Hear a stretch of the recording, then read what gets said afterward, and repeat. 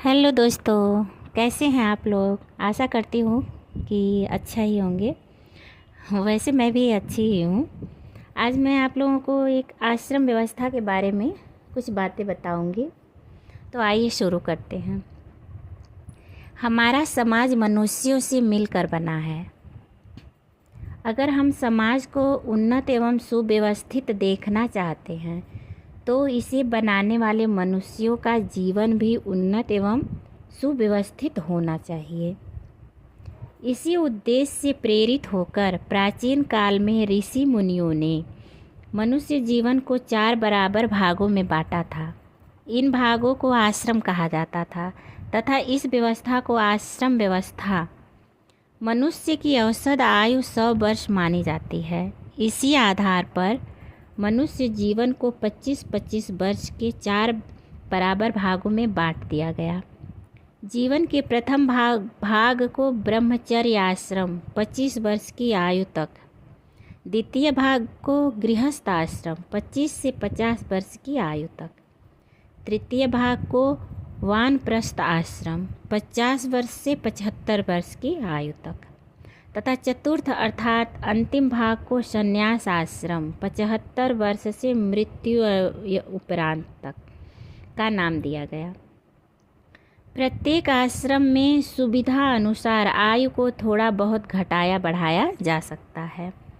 विभिन्न आश्रमों में मनुष्य से अलग अलग तरह के कर्तव्य पालन की अपेक्षा की जाती है। ब्रह्मचर्य आश्रम जन्म से 25 वर्ष तक की आयु को ब्रह्मचर्य की अवस्था माना जाता है। यह आश्रम अर्थात जीवन का यह समय ज्ञान प्राप्ति और जीवन की तैयारी के लिए है। बचपन में मनुष्य के प्रथम गुरु उनके माता पिता हैं।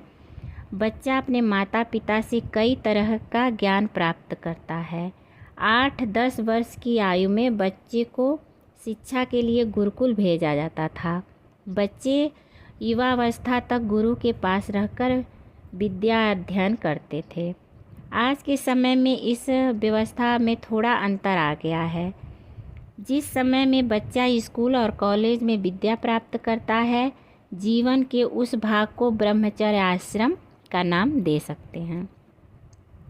ब्रह्मचर्य आश्रम जीवन रूपी भवन की नींव के समान है। इस काल में विद्यार्थी जो भी सीखता है वह जीवन भर उसके काम आता है।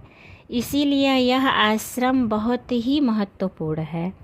ऋषि मुनियों के अनुसार विद्यार्थी का जीवन बहुत ही सादा, संयमी एवं अनुशासित होना चाहिए। इस काल में विद्यार्थी को विद्या प्राप्त करने के लिए कठोर परिश्रम करना चाहिए। उनको यह याद रखना चाहिए कि यदि यह समय सैर सपाटे दोस्तों के चक्कर में और घूमने फिरने में खो दिया तो तैयारी का समय दोबारा नहीं मिलेगा। यह समय गया तो गया। एक बात और याद रखें कि माता पिता और गुरु से बड़ा मित्र और कोई नहीं है। अब आइए बताते हैं गृहस्थ आश्रम। गृहस्थ आश्रम मनुष्य शिक्षा के पश्चात विवाह करके गृहस्थ आश्रम में प्रवेश करता है। विवाह की न्यूनतम आयु ऋषि मुनियों के अनुसार लड़कों के लिए 25 वर्ष तथा लड़कियों के लिए 16 वर्ष है। गृहस्थ आश्रम को सभी आश्रमों से ऊंचा और श्रेष्ठ माना गया है, क्योंकि बाकी 3 आश्रमों के मनुष्यों के लिए भोजन, वस्त्र तथा अन्य आवश्यकताओं की व्यवस्था गृहस्थी ही करते हैं।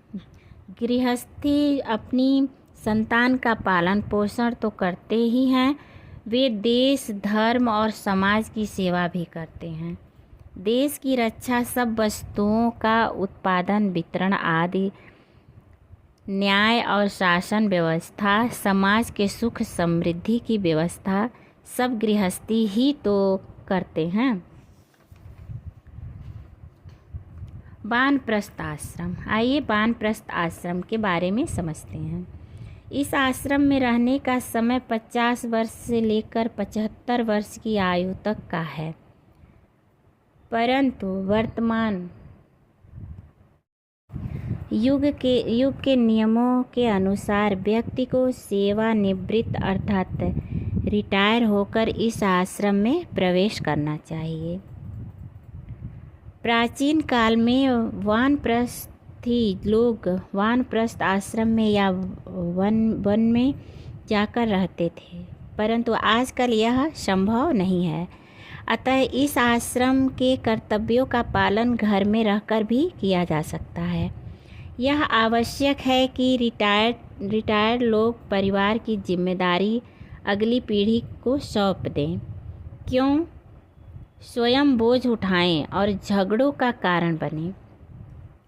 वानप्रस्थियों को धार्मिक पुस्तकों का अध्ययन करते रहना चाहिए तथा विद्या धन को दूसरों में बांटना चाहिए, अर्थात विद्यार्थियों को पढ़ाना चाहिए, यज्ञ आदि करके प्रभु की उपासना करनी चाहिए तथा योगा अभ्यास करना चाहिए।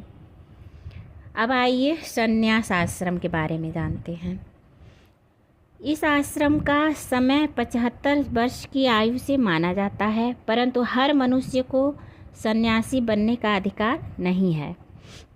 संन्यास आश्रम में केवल उसी व्यक्ति को प्रवेश करना चाहिए जिसका मन सन्यासी हो जाए। सन्यासी के मन में छल कपट, द्वेष, क्रोध, लालच या अन्य किसी भी प्रकार की बुरी भावना है तो उसका संन्यास झूठा है। भगवा वस्त्र धारण करने से ही कोई सन्यासी नहीं बन जाता है। सन्यासी केवल उसे ही बनना चाहिए जो पूर्ण विद्वान, धार्मिक, परोपकारी और विरक्त हो। यह आश्रम बहुत ही महत्वपूर्ण है, क्योंकि इस आश्रम की सहायता के बिना विद्या और धर्म की बुद्धि कभी नहीं हो सकती। सत्य का उपदेश करना तथा वेदादि सत्य शास्त्रों का विचार और प्रचार करना ही एक सन्यासी का परम कर्तव्य है। धन्यवाद।